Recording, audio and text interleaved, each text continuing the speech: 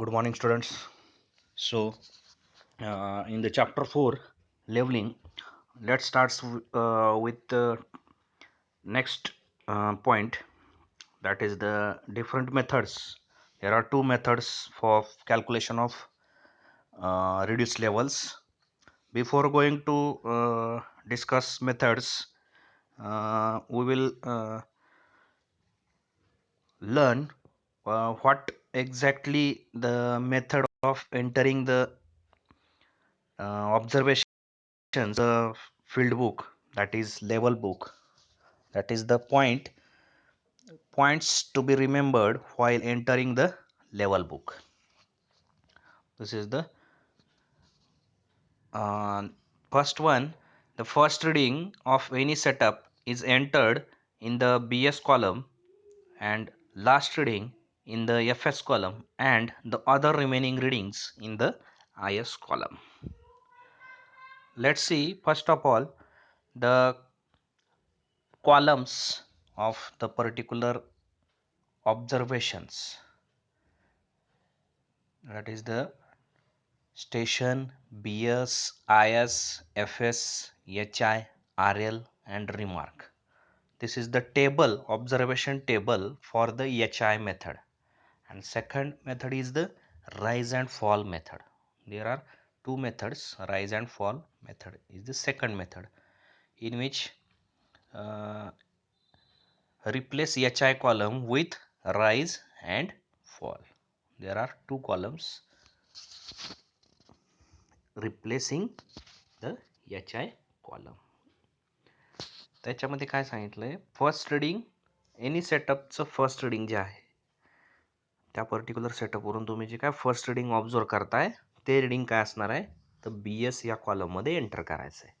आणि त्याच सेटअपवरचं last reading जे आहे ते FS या कॉलममध्ये एंटर करायचं आहे. And other than the first and last remaining other जे काही रीडिंग्स असतील ते कुठं एंटर करायचे, तर IS या कॉलममध्ये. This is the first point. And second, a page of field book always starts with a BS reading and finishes with an FS reading. मग आता याच्यामध्ये particular page, number of pages असतील, त्या केसमध्ये काय करायचं आपल्याला, तर particular page always starts with BS reading and finishes with an FS reading. ठीक आहे, जे काय रीडिंग असेल ते ऑलवेज काय करायचं आहे, BS या रीडिंगनी स्टार्ट करायचं आहे आणि ते फिनिश करायचं आहे FS ह्या reading. Although that particular reading is any of that 3 types. कुठलंही असेल तर ते कुठं करायचं आहे, BS मध्येच लिहायचं आहे. पर्टिक्युलर पेज स्टार्ट करायचं आहे आपल्याला. ठीक आहे, सपोज IS रीडिंग असेल, एका पेज संपलेला आहे पर्टिक्युलर, आपण ज्या पेजवरती वर्क करतोय आता आपल्याला नेक्स्ट पेजवरती रीडिंग ऑब्झर्वेशन नोट डाऊन करायचे आहेत. त्या केसमध्ये पेज संपलंय.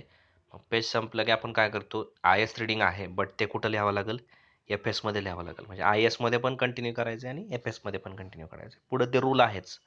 आणि नेक्स्ट पेजवरती परत काय करायचं आपल्याला, जे काही रीडिंग येईल IS रीडिंग असेल तर ते IS आणि BS आणि IS या दोन्ही कॉलममध्ये एंटर करायचे. ठीक आहे. Number 3, if a page finishes with an IS reading, the reading is entered in the IS and FS columns on that page. हे सांगितलं आता पुढे. And brought forward to the next page by entering it in the BS and IS columns. बरोबर आहे. म्हणजे आता आपण काय करतो, जे काही पेज आहे ते FS रीडिंगनी संपलं पाहिजे, फिनिश करायचं आहे. बट ते जे काही पेज आहे ते IS रीडिंगनी जर फिनिश होत असेल तर ते IS आणि FS दोन्ही कॉलममध्ये त्या पेजवरती लिहायचं आहे आणि ते पुढं कॅरी करायचं आहे. आणि कॅरी करून ते पुढं कुठं लिहायचं आहे, तर BS अँड IS या कॉलममध्ये. त्याचं रिझन पण तुम्हाला समजून जाईल पुढं, ह्याचं रिझन काय आहे ते. या दोन्ही जे काय रीडिंग्ज आहेत, IS रीडिंगनी जर पेज फिनिश होत असेल तर ते IS आणि FS कॉलममध्ये लिहायचं आहे त्या पेजवरती. आणि नेक्स्ट पेजवरती ते कॅरी होत असताना कसं होईल, तर BS आणि IS या कॉलममध्ये होईल. Next, number 4, the fs and bs of any change point are entered in the same horizontal line. बरोबर आहे. पर्टिक्युलर चेंज पॉईंट आला असेल म्हणजे particular last reading of the first setup and first reading from the second setup, हा जो point आहे त्याला काय म्हणतो आपण, चेंज पॉईंट म्हणतो. ठीक आहे. तर पर्टिक्युलर जे काही चेंज पॉईंटचे रीडिंग आहेत F S and B S, हे काय करायचं आहे, सेम हॉरिझॉन्टल लाईनमध्ये आपल्याला एंटर करायचं आहे. Number 5, the R L of the line of collimation is entered in the same horizontal line in which the corresponding BS was entered. काय म्हटलं त्याच्यामध्ये, rail of line of collimation that is H I. H I काय करायची तर same horizontal लाईनमध्येच enter करायची. म्हणजे previous H I मधून आपल्याला काय मिळणार आहे, प्रिव्हियस एच आय मधून त्या पॉईंटची आर एल आपण फाइंड आउट करणार आहे with respect to I S and F S या रिडिंगवरून. तर हे एक्झाम्पलमध्ये अजून जास्त क्लिअर होऊन जाईल. तर आय एस आणि एफ एस या रिडिंगमधून आपल्याला काय करायचं आहे, तर पर्टिक्युलर आर एल ही कॅल्क्युलेट करायची. From that R L adding the backside reading of same horizontal line and we get the H I of respective line. मग ती एच आय जी आहे ती त्याच सेम हॉरिझॉन्टल लाईनला एंटर करायची आहे. Number 6, the important note, benchmarks and change points should be clearly described in the remark column. जे काही नोट आहेत, काय बेंचमार्क असतील, इम्पॉर्टंट नोट्स असतील, चेंज पॉईंट्सचे लोकेशन्स असतील, हे काय करायचे, लास्टचा जो कॉलम आहे टेबलचा, ऑब्झर्वेशन टेबलचा, त्याच्यामध्ये एंटर करायचे. ठीक आहे. These are the some important points remembered during the entering the observations into the leveling field book. ठीक है. So let's move towards the actual methods of reduction of levels, that is methods of calculation of reduced levels असं म्हटलं तरी हरकत नाही. आपण त्याला reduce करत असतो, रिडक्ट करत असतो. First method is the collimation system or H I method, height of instrument method, त्यालाच नाव आहे collimation system or plane collimation method असंही म्हणतात त्याला. तर याच्यामध्ये काय करायचं आहे, the R L of line of collimation that is H I is set to be the height of instrument. R L of line of collimation यालाच काय म्हणायचं, height of the instrument. Basic definitions पाहिल्या होत्या, line of collimation, line of sight, axis of bubble tube,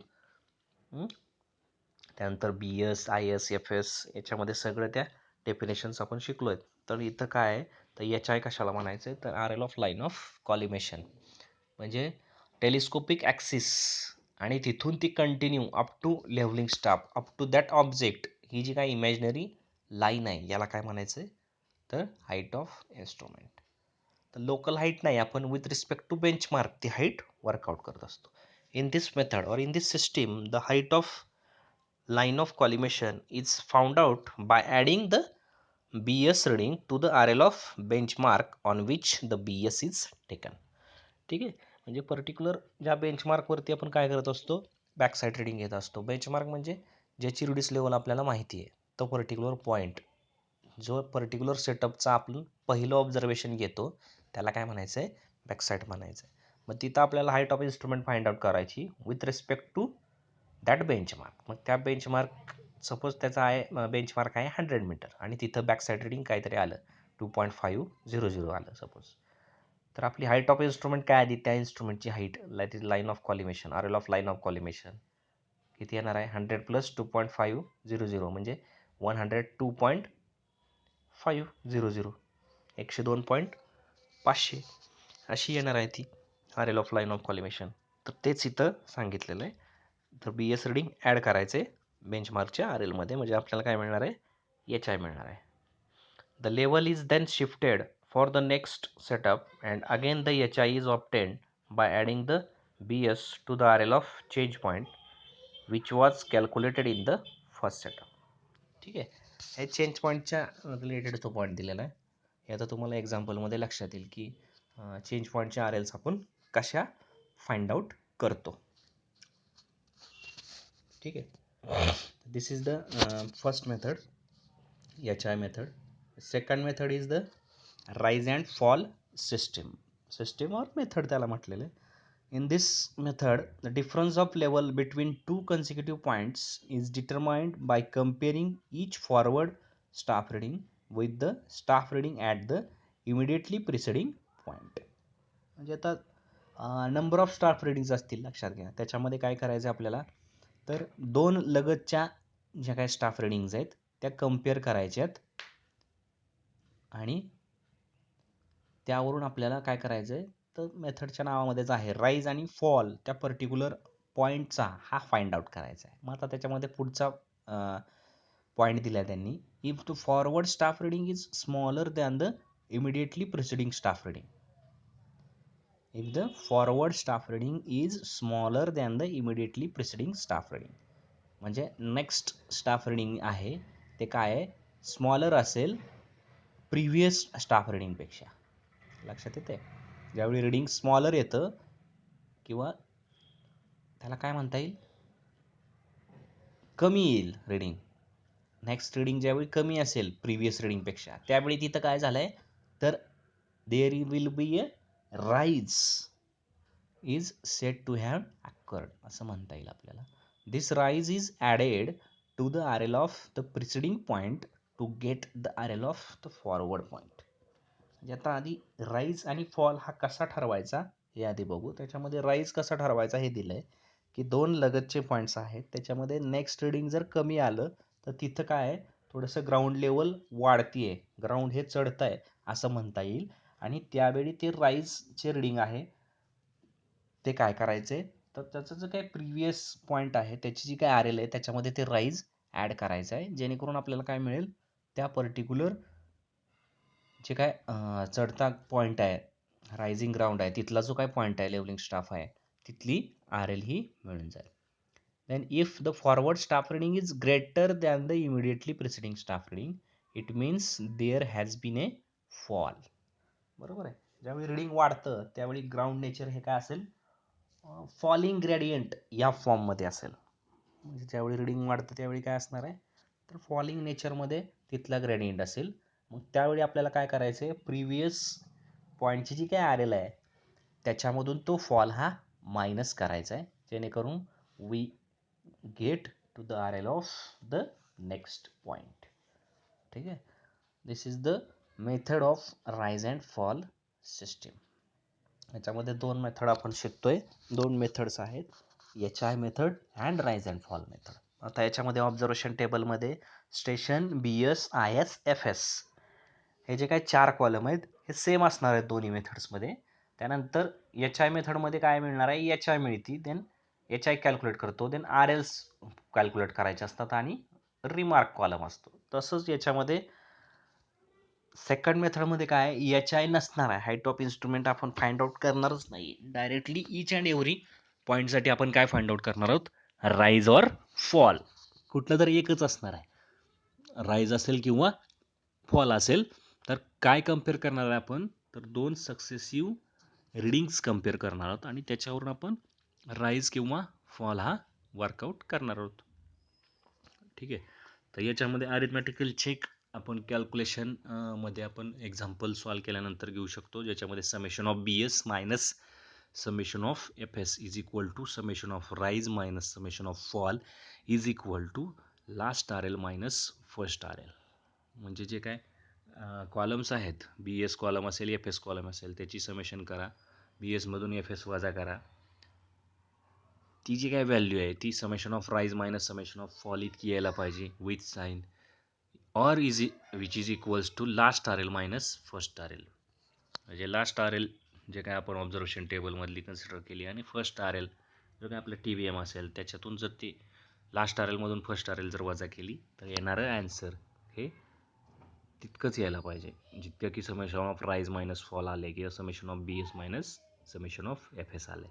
हा आपल्याला check मिळून जातो. म्हणजे तिथं आपल्याला लक्षात येतं की आपण जे काही एक्झाम्पल किंवा जे काही कॅल्क्युलेशन्स केलेले आहेत, रिड्यूस लेवल्स वर्कआउट केलेत, त्या काय असतील, करेक्ट असतील. In case of HI method इथं राईज अँड फॉल जो काय 3 चेकमधला सेंट्रल जो काही चेक आहे तो तिथं नसणार आहे. दोनच चेक असणार आहेत. Summation of BS minus summation of FS is equal to last RL minus first RL. ठीक आहे. So let's discuss the difference between the collimation system, that is HI method, and rise and fall system, that is rise and fall method. In which collimation system, HI method, it is rapid as it involves few calculations. ही कशी आहे, fast method आहे because number of calculations कमी आहेत. In case of rise and fall, it is laborious involving several calculations. Number of calculations rise and fall मध्ये आहेत. There is no check on the RL of intermediate points.